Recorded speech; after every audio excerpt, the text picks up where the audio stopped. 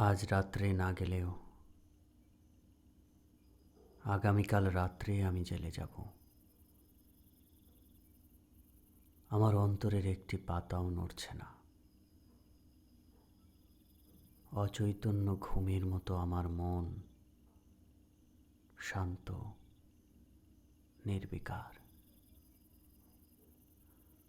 আমার মন শান্ত নির্বিকার কারণ নবজাত শিশুর মতো নীল আকাশ আমি দেখছি।